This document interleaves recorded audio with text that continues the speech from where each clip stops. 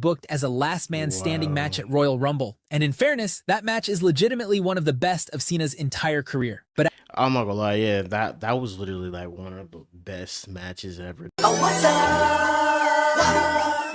Oh, what's up? Yo, what up? It's Magic back here with another video. Today we're about to begin into a video by Wrestling Fusion. The video is going to be on what happened to every wrestler John Cena buried.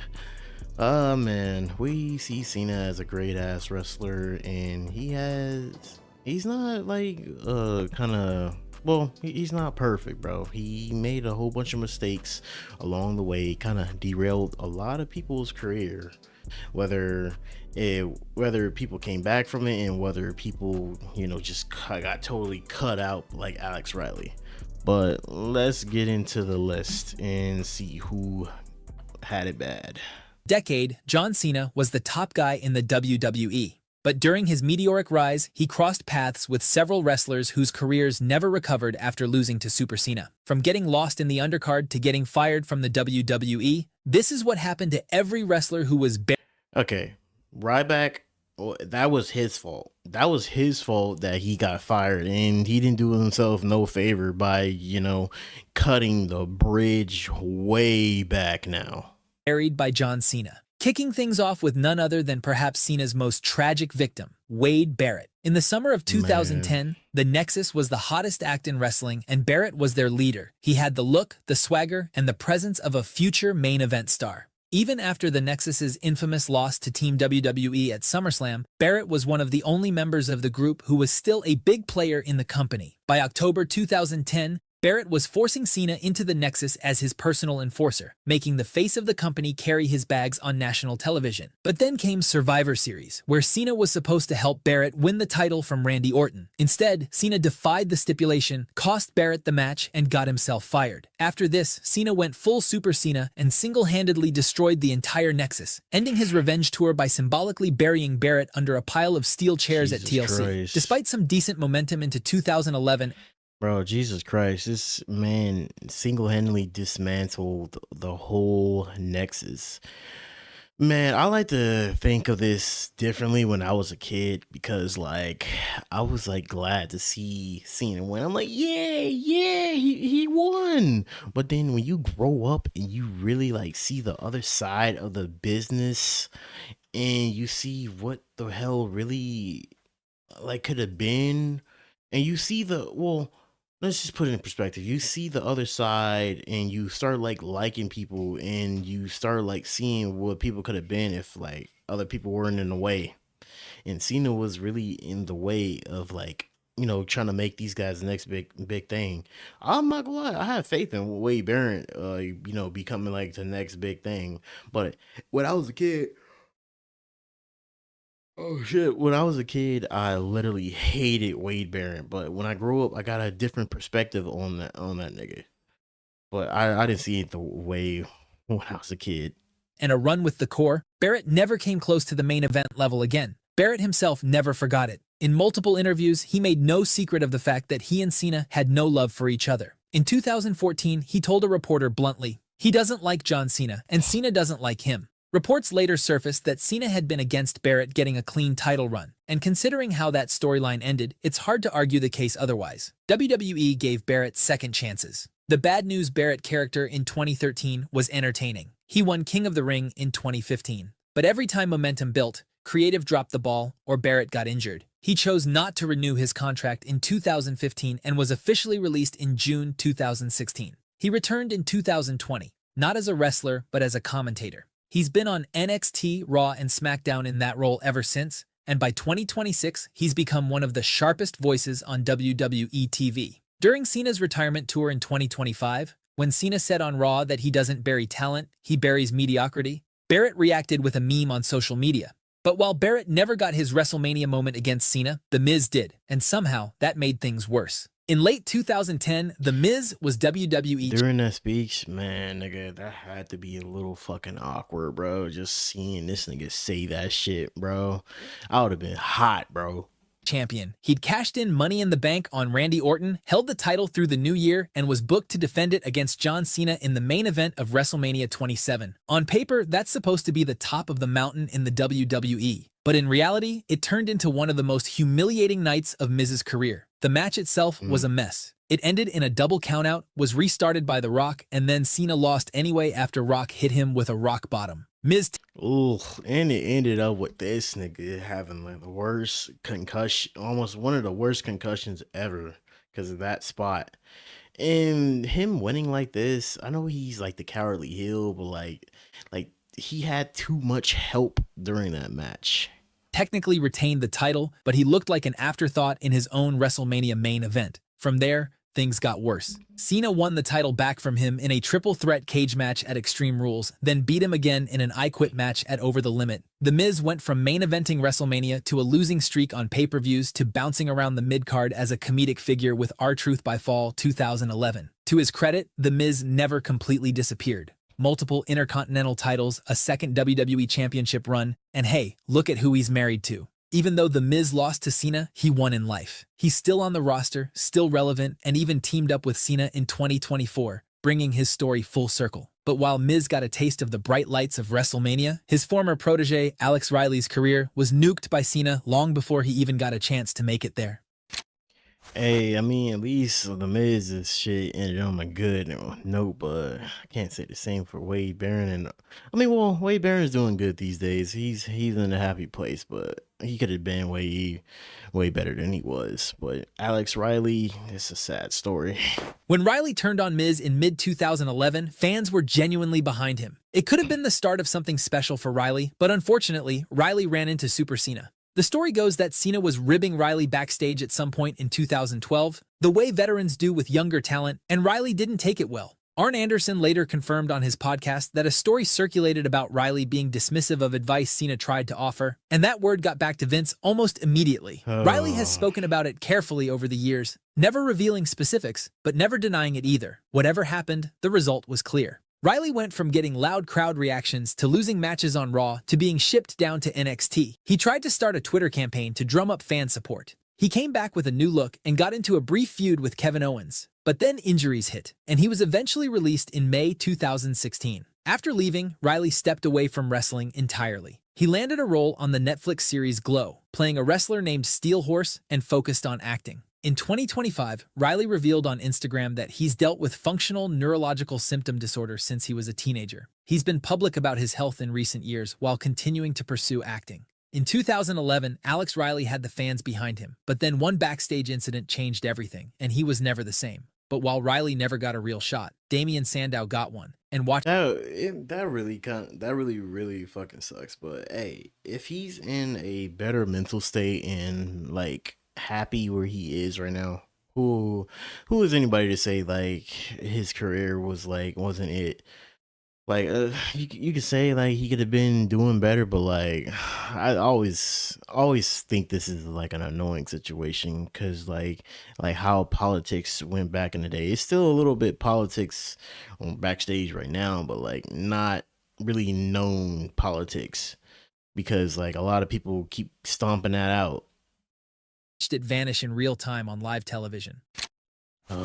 In 2013, the intellectual savior of the masses was one of the best talkers on the roster. When he won the Money in the Bank briefcase for the World Heavyweight Championship in July 2013, it felt like his moment was finally coming. Then, on October 28, 2013, after John Cena had already wrestled Alberto Del Rio in a grueling match and was dealing with an injured elbow, Sandow attacked him and officially cashed in. The crowd was electric. For a few minutes, it actually felt like he might win, but he didn't. It became one of the most notorious examples of Super Cena's insane powers. Sandow never recovered. His record across 2014 was 2 wins out of 46 matches. He spiraled through This had to be even more sadder, bro. Like this nigga like had his Money in the Bank, which is like a guarantee like cash in for a WWE contract. It's like, what was the point of giving this nigga the contract if y'all just go shit all over him and book Cena to just be so overpowered? Like, this is the type of shit that just made me angry back in the goddamn day. Man, I mean, Like I didn't see his like title thing going anywhere. It's like I've already brought it up earlier. Like I felt differently when I was a kid because like I kept being a Cena fanboy. But like when you get older and you see how stupid this shit is, and you smarten up, and this is you be like, hey, this shit was stupid. This shit was logically stupid. Why the fuck did they go this way? Why did they go this route? It was all because of Vince McMahon.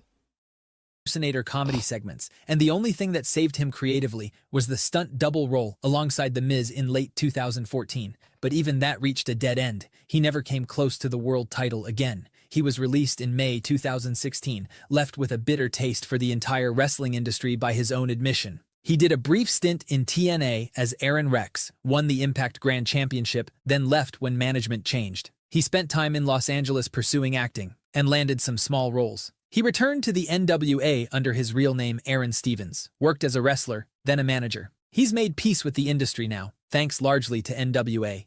But before any of that, before Sandow, before Barrett, before anyone on this list, there was a man who Cena buried in a different way entirely. When Umaga debuted in April 2006, he was an unstoppable force. He steamrolled through the Raw roster for the better part of a year, building an undefeated streak across 34 matches. He was everything you'd want in a monster heel being built toward the title. That title was held by John Cena, and in January 2007 at New Year's Revolution, Cena ended the streak with a roll-up. The rematch was booked as a last man standing match at Royal Rumble, and in fairness, that match is legitimately one of the best of Cena's entire career. But I'm not gonna lie, yeah, that was literally like one of the best matches ever. I think this is like one of the most matches that I kept seeing around.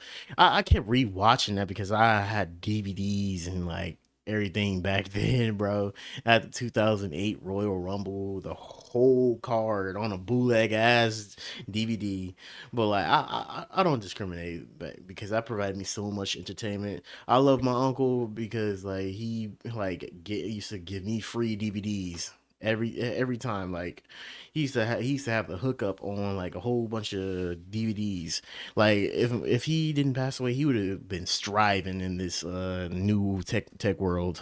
after that, Umaga was never the same again. He got absorbed into a Vince McMahon storyline, lost the Intercontinental title to Santino Marella, and spent the next 2 years as a mid-card brawler. He had a solid IC title reign and some good matches with Jeff Hardy, but the aura of an unstoppable monster was gone the moment Cena dropped him twice in a row. WWE released him in June 2009 after a wellness policy violation. He spent the summer wrestling on the independent circuit. On December 4th, 2009, his wife found him unresponsive at home and was pronounced dead at 36 years old. What Cena did to Umaga's booking wasn't malicious. It was just the standard formula of the era. Build the monster to beat him, but the monster never recovered. And then the monster was gone, way too young, with the story still unfinished. But while Umaga's story is heartbreaking, Bray Wyatt's saga is something else. A talent so special that even after years of poor booking decisions, he kept finding ways to reinvent himself, right up until he couldn't anymore. Bray Wyatt arrived on the main roster in mid-2013 with the Wyatt family, and the presentation was unlike anything WWE had seen in years. By early 2014, he was in a program with John Cena, and the storytelling was genuinely compelling. Wyatt wanted to corrupt Cena, to prove that the hero fans loved was a lie, to drag him into the darkness. It was the kind of feud that should have made Wyatt a top-tier star. Everyone thought Wyatt would beat Cena and establish himself as wrestling's next big heel. But then came WrestleMania 30, and Wyatt lost clean. And then the feud continued, and Wyatt lost again at Payback in a last-man-standing match where Cena buried him under a pile of equipment cases. After this, the losses piled up. The Undertaker beat him at WrestleMania 31. He got humiliated by The Rock and Cena at WrestleMania 32. Wyatt spent months lingering in the mid-card before winning the WWE Championship in early 2017. The Fiend character in 2019 was one of the scariest. Oh my fucking god, bro.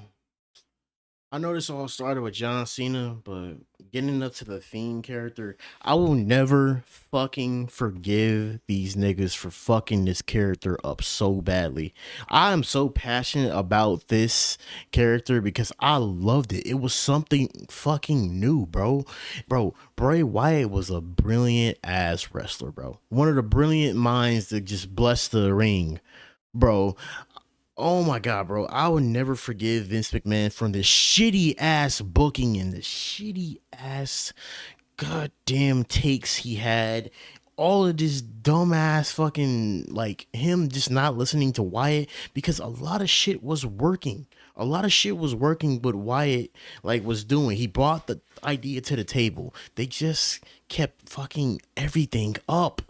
They just made him wrestle under red lights, made him wrestle under shit that just can't, bro. Oh my god, bro. My head is just ringing and just with disappointment, bro. But like, I really miss Bray, man. Gimmicks in wrestling history. He won the Universal Championship. Then Goldberg beat him at a Saudi Arabia show in under 3 minutes with 2 spears. Creative kept stumbling over one of the most organically over characters WWE had ever had before he was released in July 2021. He came back in October 2022, and the crowd welcomed him like he'd never left. The Undertaker gave him a nod of approval on Raw's 30th anniversary. His last televised match was at the 2023 Royal Rumble, where he beat LA Knight. He was being set up for a WrestleMania 39 match with Bobby Lashley when he quietly disappeared from TV. On August 24, 2023, Wyndham Rotunda died of a heart attack at just 36 years old. The loss hit the wrestling world hard. John Cena posted that Wyatt brought the best out of him and that he was forever grateful for their time together. The WrestleMania Firefly Funhouse match, a surreal cinematic piece where The Fiend finally defeated Cena, now stands as the closing chapter of their story. The monster won in the end. What's left behind is a question that wrestling fans will argue forever. How much better could Wyatt's run have been with smarter booking? With every loss that deflated his momentum, a little bit of what made him special got harder to rebuild. He rebuilt it anyway, multiple times, until he couldn't anymore. But while Bray got eliminated by Cena, after that, he turned heel and got booked against Cena for the WWE Championship across multiple pay-per-view matches. And I'm not gonna lie, Ryback's character was like a tale in itself, with just like pushing a character up to the damn scene way too fucking early. It's like they didn't have nobody else to fucking fill that spot yet. He was way too fucking green. I mean, look at the situation with CM Punk. That nigga even said he was way too fucking green. That nigga injured CM Punk so many times. They didn't learn, so they had to send him to Super Cena and embarrass him. Lost all of them. After the feud ended, Cena moved on and Ryback slid down the card. He got Paul Heyman, got a tag team with Curtis Axel, got the Intercontinental Champion. Correction, he kissed Paul Heyman on the well, Paul Heyman kissed him on the cheek. I still will never forgive that weird shit. Championship, but he was always in the supporting cast from that point on. Behind the scenes, Ryback was getting angrier. He started speaking publicly about WWE's pay structure, arguing that mid-card stars who drew were paid a fraction of what top guys made, regardless of their contribution. Management didn't appreciate a mid-card guy making noise about how the company ran its business, and Ryback and WWE parted ways in 2016. What followed was years of social media digs and bitter rants on podcasts. He went after Cena specifically, claiming Cena had talked trash about him backstage and sabotaged guys like Wade Barrett and Alex Riley, who he saw as threats. He wrestled a few indie dates through 2016 and 2017, but stopped entirely after that. I mean, I feel like this nigga already telling like something people already know, and he's literally like trying to use that to cope with him making bad decisions. Like, yeah, Cena did what he did, but like, you can't blame Cena for this one. These days, Ryback runs a supplement company and posts mukbang videos on YouTube. He still takes shots at WWE. Yeah, oh my god, he takes ultimately like unfiltered shots at WWE, talking about Vince McMahon's fucking like mother that passed away. Shit. Well, whatever he ever tried to do is just out the door now. I mean, I'm pretty sure he doesn't care, since he's like, I flipped through TikTok and found him eating chips in, I guess, with some girl, some random people. I don't know. It was like some little verses on there. Nah, nothing they need to know. But hey, man, this was a great list. Some other than other instead of Ryback, I guess that was like the only one I didn't see. Like, that wasn't really Cena's fault. But if you guys enjoyed that video, like and subscribe. Go check out Wrestling Fusion's video, and I'll catch you guys in the next video. We on the road to 500. He was the best guy around. What about the people he murdered? What murder?